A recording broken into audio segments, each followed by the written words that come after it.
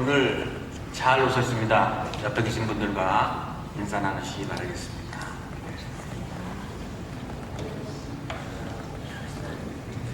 감사합니다. 오늘 또한 찬양에 많은 은혜를 받았습니다. 오늘 설교 제목은 포도원 품꾼의 비유. 오늘 마태복음 20장 1절에서 16절 말씀을 갖고 여러분과 은혜를 나누고자 합니다. 오늘의 본문은 너무나도 잘 알려진 내용입니다. 우리가 성경을 읽을 때 유념해야 될 것은 앞뒤의 문맥을 잘 살펴봐야 됩니다. 오늘 본문 포도원 품꾼의 비유도 마찬가지입니다. 대부분 먼저 된 자가 나중되고 나중된 자가 먼저 된다는 말의 뜻은 우리가 많이 들어봤지만 이 말의 뜻을 정확히 모르는 경우가 많습니다. 포도원 품꾼의 비유를 자세히 알려면 그 전장 19장을 살펴봐야 합니다. 부자 청년의 질문 사건입니다. 마태복음 19장 16절에서 22절 말씀을 이해해야 합니다. 19장의 결론은 먼저 된 자가 나중되고 나중된 자가 먼저 될 자가 많으니라 라는 이 말씀을 부연 설명하기 위해서 20장에서 포도원 품꾼의 비유를 한 것입니다. 20장 비유의 마지막 결론은 나중된 자가 먼저 되고 먼저 된 자가 나중되리라 서로 교차 비유법을 사용하고 있습니다. 오늘 19장의 부자 청년은 자기 의에 가득한 사람이었습니다. 그는 율법을 철저하게 지켜왔으며 또한 자기의 의를 의지한 사람이었습니다. 사회적 기준으로 볼 때는 상당히 훌륭한 사람이었습니다. 청년으로 아주 부자이면서 산헤드린 관원이었습니다. 도덕적으로도 겸손하고 신앙의 절제도 가지고 있었습니다. 그렇다면 부자 청년은 무엇이 문제이었을까요?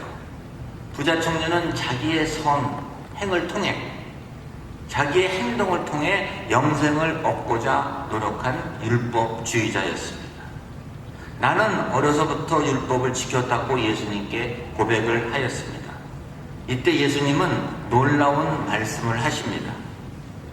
너가 재물을 다 팔아서 가난한 사람한테 주고 그리고 나를 따르라. 누가복음 8장 22절 말씀입니다. 그럼 예수님은 과연 왜 이런 말씀을 하셨을까요? 재물을 다 교회에 헌금하라는 것도 아니고 또한 자기 재산의 반을 가난한 사람에게 나누어진 삭개오도 칭찬하신 예수님입니다. 부자 청년에게 그렇게 얘기한 것은 인간의 한계, 자기 자신의 한계를 얘기하기 위함이었습니다. 낙타가 바늘기로 들어가는 것이 부자가 하늘나라에 들어가는 것보다 쉬우니라 말씀하셨습니다. 부자 청년은 자기 선행을 통해서 천국에 갈 수 있다고 생각하였지만 그것은 잘못된 생각이었습니다. 예수님은 오직 하나님의 은혜에 의지하는 사람만이 천국에 갈 수 있다고 가르쳐 주고 싶었습니다. 그때 그 옆에 있던 베드로는 의문이 생겼습니다. 그러면 나는 뭐냐? 보소서 우리가 모든 것을 버리고 주를 따라 싸운즉 그런즉 우리가 무엇을 얻으리이까?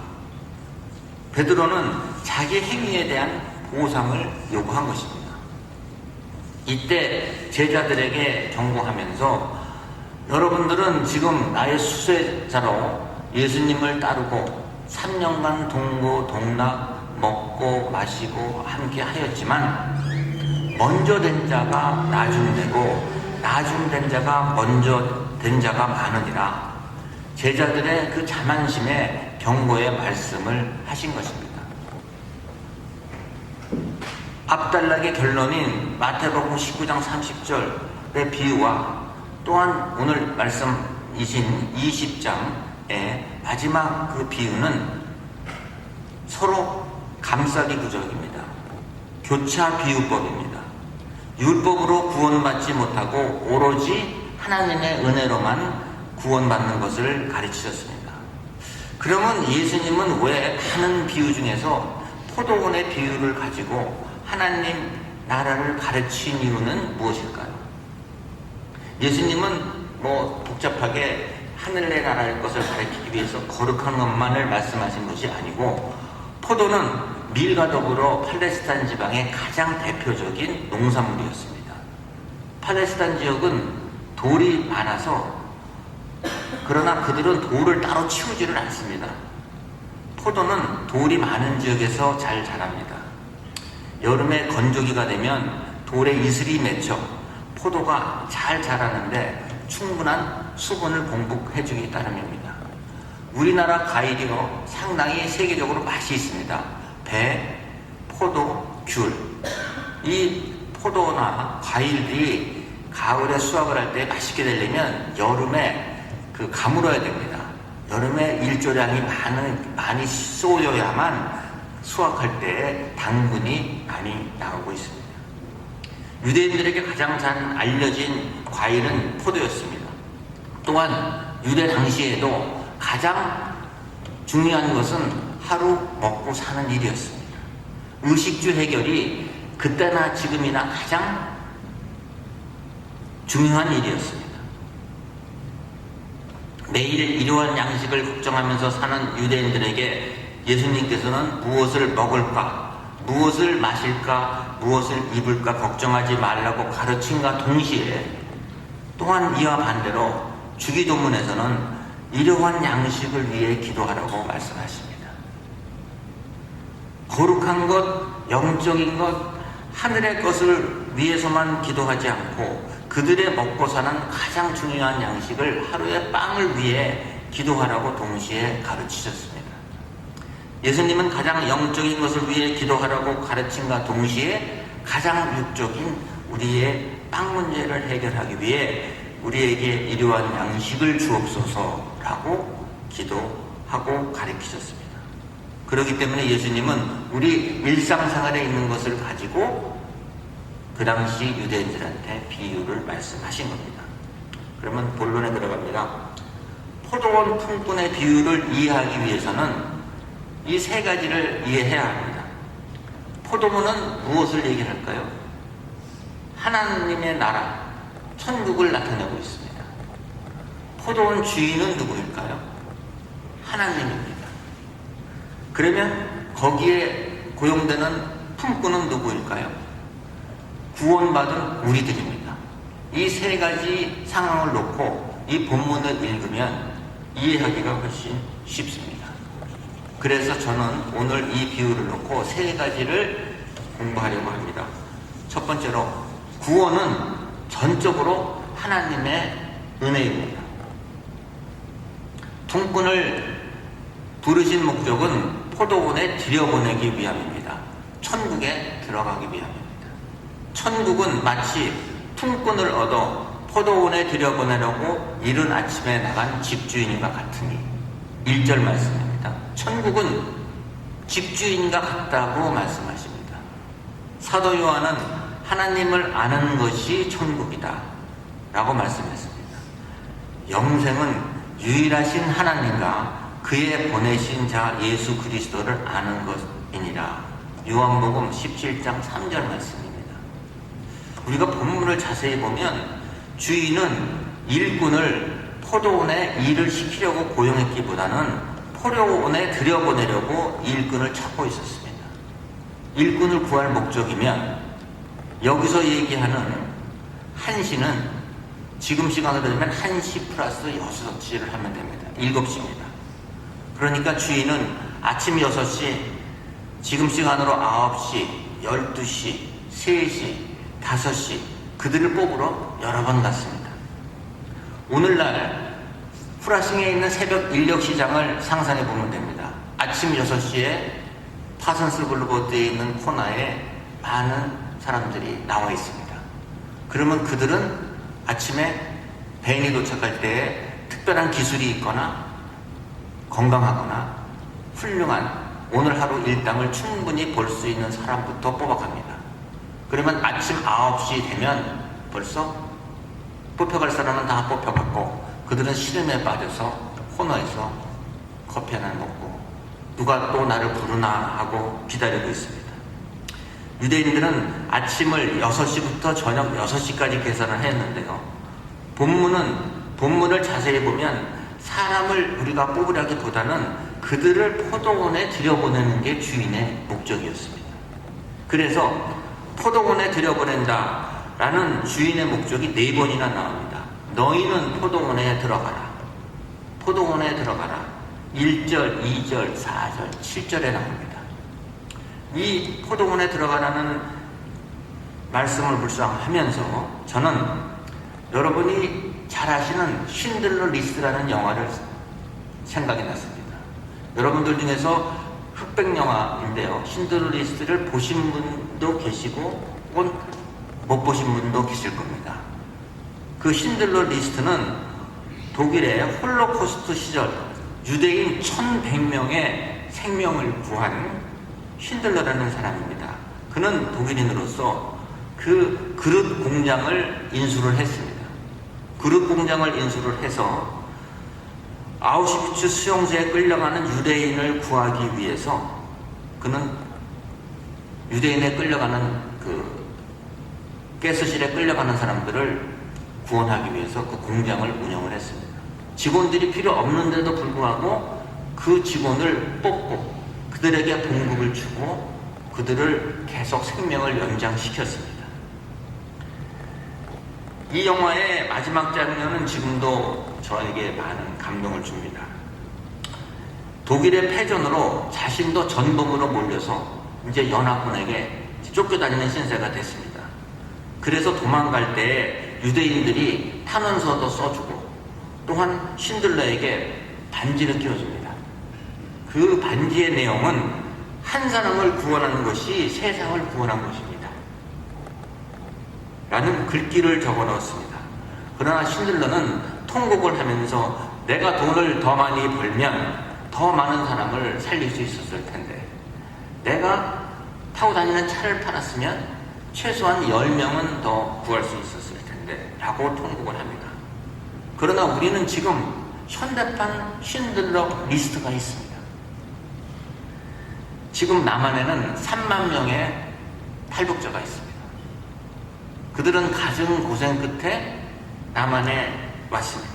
우리가 그들을 껴안고 남한 사회에 정착할 수 있도록 도와주어야 남북한이 통일될 때 그들을 크나큰 재원으로 사용할 수 있습니다. 신들러 리스트 영화에서 어느 누구도 내가 공장에 일찍 취직되고 늦게 취직된 것을 원망한 사람은 없었습니다. 다만 내가 가스실로 끌려갈 운명인 나를 구원해주신, 살려주신 신들러에게 고맙다고 말을 했습니다. 하나님은 그런 마음으로 자기 아들을 보내시고 십자가에 처형당하시고 우리를 구원하신 것입니다. 천국은 그런 집주인의 마음을 아는 것입니다. 주인의 마음을 알고 포도원에 들어가는 것을 감사하고 열심히 일을 하는 것입니다. 내가 1시에 왔건 3시에 왔건 오후 5시에 왔건 시간은 아무런 의미가 없습니다. 두 번째로 비교의식을 우리가 갖지 말자. 이 성경의 본문은 1절부터 7절까지가 한 단락이고요. 8절부터 19절까지가 한 단락입니다. 8절부터는 우리가 봉급을 지급할 때 문제가 생겼습니다. 오후 5시에 온 통꾼은 아침 일찍 온 통꾼과 같은 한 데나리온을 지급한 것입니다.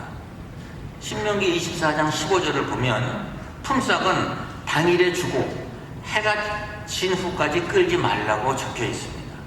먼저 온 자들은 오후 5시에 와서 1시간밖에 일을 하지 않은 일꾼에게 불평을 합니다. 회사에서도 먼저 출근하고 늦게까지 퇴근하는 사람은 얼마 안 돼요. 자기의 본색이 드러납니다. 회사에서 먼저 출근하고 늦게 퇴근하는 것은 내가 무엇인가 바라고 또한 자기의 무엇인가를 나타내주기 위한, 보여주기 위한 행동이 있을 경우에는 오래가지 못합니다. 우리가 자발적으로 하는 것은 좋으나 자발적이 아닌 일은 오래 갈 수가 없습니다. 우리에게 일할 수 있는 건강과 여건 주신 하나님께 감사하고 즐거운 마음으로 일을 하는 것이 좋습니다. 지금 대한민국은 세계 10위권의 경제적 비를 이루었으나 빈부격차가 심해져서 국민들이 모두 불만에 쌓여 있습니다. 공동체 의식보다는 비교 문화가 앞서기 때문에 생긴 결과입니다. 지금 대한민국은요, 절대적 빈곤은 벗어났어요. 우리 옛날에 오죽했으면 아침밥 드셨습니까? 아침 식사 하셨습니까? 굶는 사람이 너무 많기 때문에 그것이 인사였습니다. 그러나 요새는 많이 먹는 게 아니라 채식주의자, 어떻게 하면 건강하나, 그러한 지금 상위 선진국 대열에 올라섰는데요. 그래도 배를 아파합니다. 무엇이 배가 아프냐? 우리 대한민국 사람은 배가 고픈 것은 참을 수 있습니다. 우리 모두 배가 고픈 것은 참는데 배가 아픈 것은 못 참아요. 그렇기 때문에 상대방이 나보다 잘 사는 것에 대한, 또 나보다 이렇게 잘 나가는 것에 대한 그 시기 질투, 상대적 빈곤이 상당히 많습니다. 이와 비슷한 예가 누가복음 15장에 나오는 탕자의 비유입니다. 탕자의 형은 아버지와 함께 열심히 일을 했고, 또 그는 아버지의 말씀을 거역하지 않고 봉사했는데 나에게는 아무것도 안 주고, 가서 집 나가서 돈 탕진하고 정말 고생 끝에 먹을 것이 없어서 돌아온 동생에게는 송아지를 잡고 큰 잔치를 베풀어 주니 형은 도저히 배가 아파서 동생을 이해할 수가 없었습니다. 그래서 아버님이 그 마련하신 잔치에 참여하는 것을 거절하였습니다. 아버지는 탕자를 용서하고 그를 아들로 받아들였습니다. 형은 동생을 용서한 아버지가 불만이었습니다. 왜 불만이었을까요? 그 뒤에는 역시 돈이 관련되어 있습니다. 동생이 다시 왔으니 자기가 받을 재산 중에서 일부를 또 논아줘야 되기 때문에 형은 동생을 용서할 수가 없었습니다. 포도원의 주인이나 아버지는 하나님을 나타냅니다. 하나님은 관대하시고 사랑의 하나님이십니다. 예수께서는 우리 죄인과 이방인을 받아주시고 그들을 하늘나라로 부르시고 은혜와 함께 용서하는 예수님을 비난하는 바리새인들과 유대 종교자를 염두에 둔 것입니다. 우리가 구약을 보면 이러한 선하신 하나님 때문에 불평불만하는 선지자를 볼 수 있습니다. 누구일까요? 요나입니다. 요나는 자기 민족을 멸망한 니느웨 성 백성에게 가서 회개의 말씀을 전하라는 하나님의 말씀을 거역하고 도망다니다가 결국은 니느웨 성에 가서 마지못해 전했습니다. 열심으로 전한 것이 아니라 누가 두고 사세요 그러면 옆에서 나도 리투 이렇게 하듯이 마지못해 전을 했어요. 그러나 그 하나님의 말씀을 전하면 백성이 회개할 것이요 하나님이 그들을 용서할 것을 알았기 때문에 그는 말씀 전하는 것을 거부했습니다. 그러나 요나는 하나님의 사랑과 용서를 불평불만하였습니다. 하나님께서 니느웨 성을 구원하신 것을 보고 싶지 않으니 나를 죽게 해달라고까지 간청하였습니다. 이 비유에 나오는 풀꾼의 모습을 보면 우리는 탕자인 형이나 또한 요나의 모습을 보게 됩니다. 그리고 오늘 우리의 모습을 보게 되고 거기서 저의 모습을 보게 됩니다. 세 번째로 포도원의 주인은 경제적인 논리로 품꾼을 뽑지 않았습니다. 우리는 지금 황금 만능주의에 살고 있습니다. 요즘 맘모니즘이라는 것이 뭐냐? 재물, 돈 이런 것을 최우선으로 추구하는 것이 맘모니즘입니다. 하나님 나라의 원리는 논리적 접근이 아니라 사랑의 논리, 은혜의 논리인 것입니다.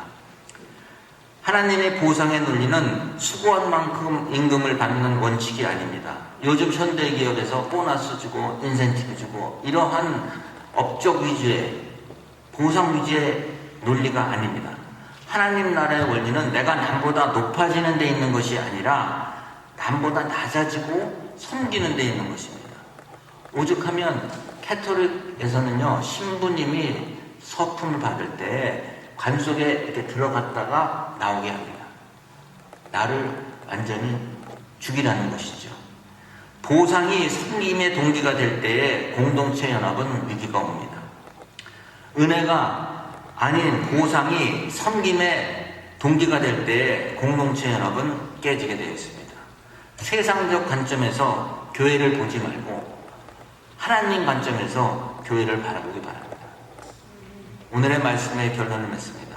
우리는 모두 포도원의 부름을 받은 통꾼입니다. 성경적으로 볼 때 오후 5시에 와서 1시간 일하고 가는 품꾼인지도 모릅니다. 개인적으로 시간으로 볼 때 일찍 아침부터 온 사람도 있죠. 모태신앙으로 어렸을 때부터 신앙생활을 한 사람도 있고요. 오후 5시에 지금 죽기 얼마 직전에 구원받아 하나님 앞에 무릎 꿇은 사람도 있습니다. 우리에게 똑같은 품삯을 주는 것은 하나님 주권에 속한 일입니다. 우리의 관심을 품삯, 돈으로부터 하나님의 사명으로 돌리시고 성실하게 봉사하면서 똑같이 품삯을 주시는 하나님의 은혜에 감사하는 우리가 되어야 하겠습니다. 우리에게 봉사할 수 있는 마음과 건강을 허락하시는 하나님께, 또한 우리를 천국잔치에 참여할 수 있는 귀한 하나님의 자녀로서 삼아줄 수 있는 하나님께 감사하는 마음을 갖기를 주님의 이름으로 축원드립니다. 기도드리겠습니다. 오늘 포도원의 비유를 통하여 나중된 자가 먼저 되고 먼저 된 자가 나중된다는 사실을 배웠습니다. 구원은 전적으로 하나님의 은혜인 것을 알게 하신 주님께 감사드리옵나이다. 우리 모두 나중된 자의 마음으로 살아가기를 소원하며 전능하신 주 예수님 이름으로 기도드립니다.